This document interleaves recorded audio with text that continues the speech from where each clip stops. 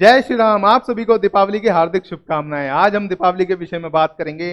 दीपावली कब से आरंभ हुई, क्या क्या मान्यताएं हैं इसके पीछे, क्या क्या धारणाएं हैं, कौन कौन सी कथाएं हैं इसके पीछे, एक एक करके सब कुछ जानेंगे। सबसे पहले तो समझेंगे दीपावली का अर्थ। दीप और आवली से मिलकर बना है दीपावली। दीप का अर्थ तो दिया होता है, आवली का अर्थ पंक्ति होता है। तो जब आप दियों को पंक्ति में सजाते हैं, उनको जलाते हैं, उनसे प्रकाश फैलता है, तो वातावरण प्रकाशमान हो उठता है और अंधकार चला जाता है। तो प्रकाश ने अंधकार पर विजय प्राप्त कर ली। अब यहां पर मैं एक रूट समझाता हूं आपको। दी से दिया बनता है, दी से ही दीपक बनता है। तो दीपक रोशनी करता है, दिया भी रोशनी करता है। हमारे सौरमंडल में कौन रोशनी फैला रहा है? सूर्य। तो सूर्य का दूसरा नाम दिनकर भी है।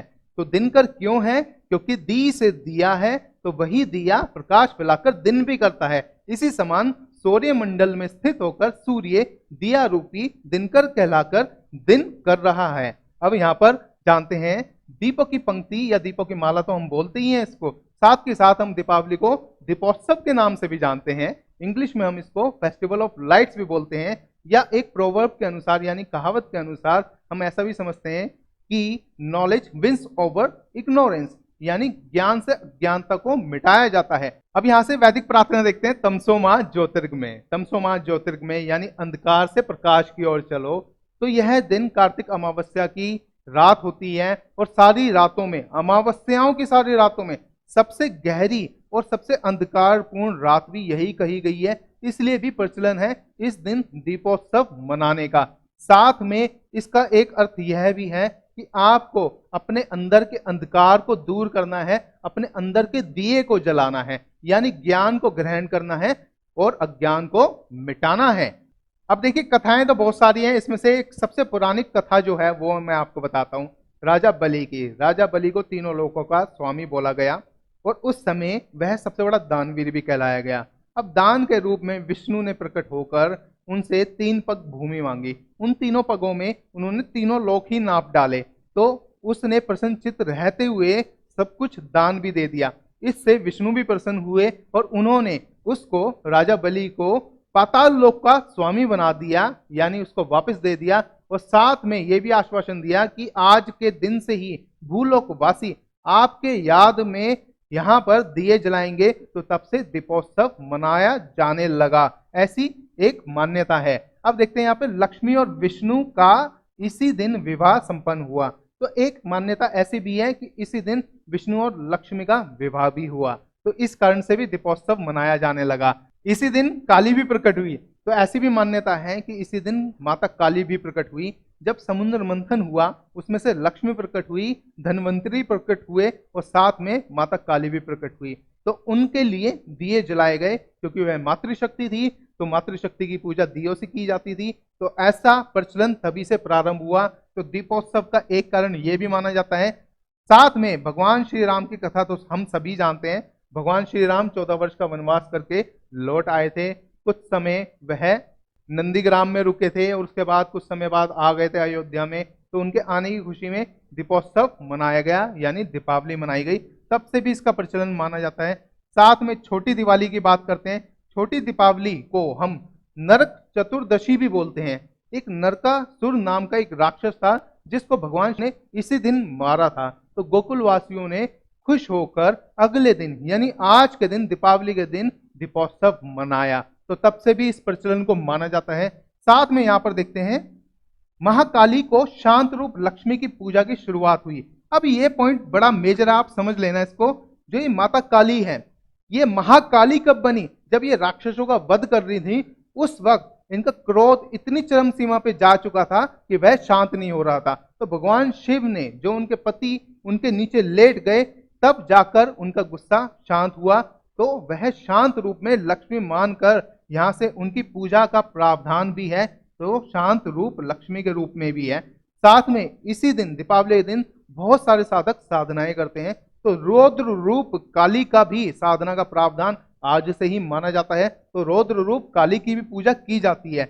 यहां से एक बात और है कि कुबेर की भी पूजा का प्रावधान है। आज के दिन कुछ लोग कुबेर की भी पूजा करते हैं। अब उसके पीछे की भी एक मान्यता है कि यक्ष और गंधर्वों के राजा कुबेर हैं, और यक्ष कुबेर की पूजा करते थे, और यक्ष और गंधर्व एक जाति थी, लेकिन ये सभी मनुष्य और देवता नहीं करते थे। तो बाद में धीरे धीरे प्रगतिशील रहते हुए लक्ष्मी माता की पूजा की जाने लगी, क्योंकि लक्ष्मी माता को माना गया कि ये मानव और देवताओं के लिए है, तो इनकी पूजा को यहाँ से प्रचलन स्थापित हो गया। इस पॉइंट को देखिए, मोहनजोदड़ो सभ्यता से प्राप्त मातृ देवी की मूर्ति। इससे पहले मैं बात करूंगा सिंधु घाटी सभ्यता की, जो कि भारत की सबसे प्राचीनतम सभ्यता मानी गई है।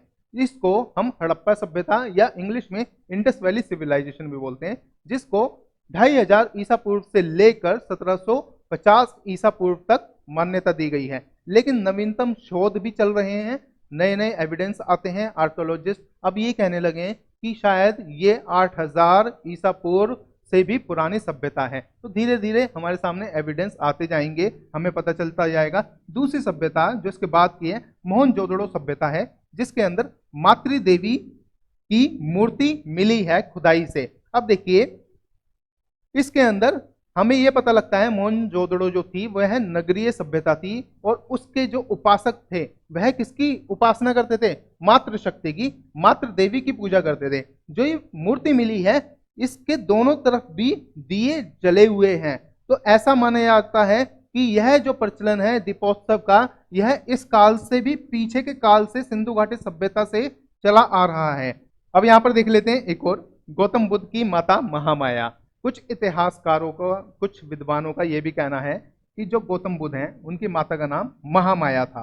अब महामाया, लक्ष्मी का नाम भी माया ही है, तो यह भी मान्यता है कि उसी की ही पूजा की जा रही है। एक तरीके से महामाया की लक्ष्मी को बोला जा रहा है। और महामाया को बुद्ध के जन्म से पूर्व सपना आया था, जिसमें उनको हाथी दिखाता आता हुआ 6 सूंड वाला, जो कि ये दर्शाता है कि बुद्धि का देवता खुद ही प्रकट हो रहा है। इसलिए गौतम बुद्ध को ऐसा ज्ञान प्राप्त हुआ कि वह खुद ही बुद्ध कहलाए।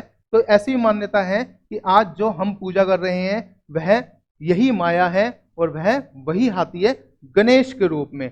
यदि हम और भी ज्यादा डीप देख लेते हैं तो विष्णु का जो 9वां अवतार है वह गौतम बुद्ध को ही बताया गया है, 8वां अवतार कृष्ण को, ऐसे पिछला अवतार राम को, उससे पिछला परशुराम को, ऐसे सो ऑन, जो कि हमारे इवोल्यूशन को ही दर्शाते हैं। अब यहाँ पर समझते हैं। देखिए, हमने ये पॉइंट समझ लिया। सबसे अंत में हमने ये समझना है कि देखिए, दीपावली सबसे बड़ा त्योहार है हमारे भारत का। मान्यताएं बहुत सारी है, हमारा कल्चर इतना रिच है, इतना रिच है कि हमें जितनी सीख मिल जाए उतनी ही कम है।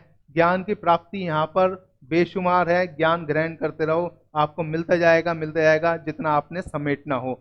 अब देखते हैं यहाँ पर जो बुद्ध के अंतिम वचन थे, उन्होंने अंतिम उपदेश जब दिया था, जब वह महापरिनिर्वाण करने वाले थे, उससे तुरंत पहले ही उन्होंने बोला था, अब दीपो भव। अब दीपो भव का मतलब है कि अपना दीपक स्वयं बनो। तो दीपावली को आप इसी सेंस में ले सकते हैं, क्योंकि दीप को प्रज्वलित करना है, प्रकाश फैलाना है, तो अपने भीतर के दिए को जलाएं, साथ के साथ बाहर के जलाएं, जिससे प्रकाश फैले, अंधकार दूर हो। साथ के साथ हमारे अंदर का भी अंधकार दूर हो, अंदर की वह ज्योति प्रज्वलित हो, जिससे प्रकाशमान होकर हमें बुद्धि हासिल हो, ज्ञान हासिल हो, और हम अज्ञानता को दूर कर सकें। तो अप दीपो भव। तो दोस्तों, आप सभी की दीपावली बहुत मंगलमय हो, आपका आने वाले साल बहुत अच्छे गुजरे, आप सभी खुशहाल रहें, स्वस्थ रहें, धनवान हो, और शिक्षा प्राप्त करें, अज्ञानता को दूर करें, समाज में उन्नति लाएं, देश का विकास करें। चलिए, यही प्रार्थना के साथ इस वीडियो को हम यहीं पर अब खत्म करते हैं। मिलते हैं अपने किसी और वीडियो में, तब तक के लिए जय श्री राम।